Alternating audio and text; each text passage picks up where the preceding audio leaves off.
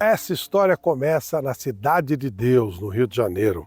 Um lugar de muita gente humilde, de muita pobreza, de muitas dificuldades, mas também de muito garoto bom de bola e garoto sonhador.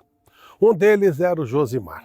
O Josimar jogava bem, sempre jogou, né? E fazia teste, era um destaque lá na região, até que acabou sendo chamado pelo Botafogo, fez uma peneira e entrou. Era o meia do time, era um jogador realmente de qualidade.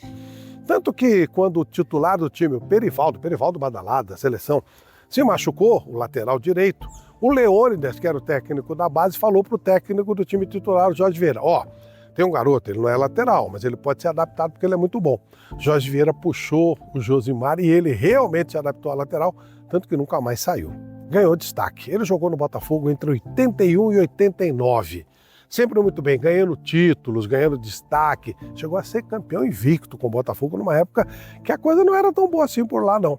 E até sonhava com seleção, mas não em 86. Em 86, embora ele estivesse naquela lista de espera, não ia rolar. Ele não tinha contrato com o Botafogo, estava à margem. O titular era o Leandro, o reserva era o Edson Boaro, realmente dois bons jogadores. E ele até esqueceu dessa história de Copa. Só que pouco antes da seleção brasileira embarcar, o Tele Santana cortou o Renato Gaúcho, porque ele e o Leandro, o lateral titular, saíram para a noite e se atrasaram. Tele não gostou, achou que a culpa era do Renato, cortou o Renato. Leandro não achou justo e resolveu não ir para a Copa do Mundo. No dia do embarque, ele não apareceu. O Zico até foi na casa dele, pediu para ele desconsiderar, mas não, ele não foi. O Brasil chegou sem lateral na Copa do Mundo. E pior que isso, no primeiro jogo, o Edson Boaro, que era o outro lateral, se machucou. Não tinha lateral. E aí eles foram para a lista. O Josimar estava lá sentadinho na casa dele e tal, tranquilo, sem contrato, meio preocupado, quando de repente chega um diretor do Botafogo e avisa que ele estava convocado para a Copa. Mas ele tinha ouvido Perivaldo. Foi um erro na hora que o cara foi falar o nome, Américo Faria. Falou Perivaldo, depois ele corrigiu, Josimar. E o Josimar embarca para o México assim, sem ninguém esperar, já joga uma primeira partida e faz um baita gol. Na sequência, no mata-mata, outra partida. Um gol contra a Irlanda do Norte, um gol contra a Polônia. Aliás, um desses gols foi considerado um dos 10 mais belos gols da história da Copa do Mundo. Do nada, ele foi chamado para a Copa e fez um sucesso muito grande. Bom, quando ele voltou, o Botafogo renovou, mas piorou cada vez mais o comportamento do Josimar. Coitado, ele não tinha preparo, ele foi criado na periferia, ninguém para orientá-lo, nada disso. Ganhou o apelido de Josibar, tanto que ele ia para a noite, que ele virava e era mulherengo. Ele mesmo confessa isso, né? Se arrepende.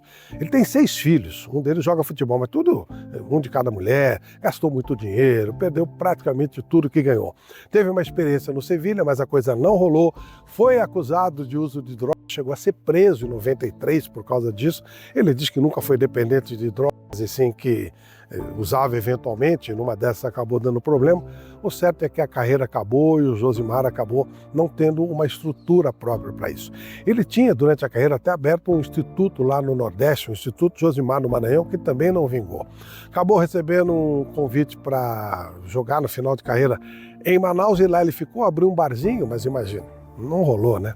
E hoje ele vive de maneira muito modesta, lá em Boa Vista, dando aulas de futebol para garotos que tenham alguma condição e que o pai tem algum poder financeiro.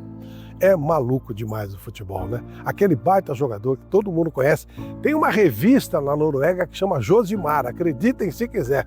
Revista de futebol em homenagem a ele. No entanto, ele vive de maneira muito modesta, muito humilde, lá no norte do Brasil, porque não conseguiu amealhar nada e nunca soube em nenhum momento o tamanho que ele tinha. Mas isso não diminui nada a força do futebol dele. Josimar é homenageado pela Prêmio Auto Shopping e pelos deuses da bola. Ele vai para o nosso Panteão com muita honra. Panteão dos deuses da bola e do Prêmio Auto Shopping recebe com muito carinho o Josimar, o grande lateral brasileiro da Copa de 86.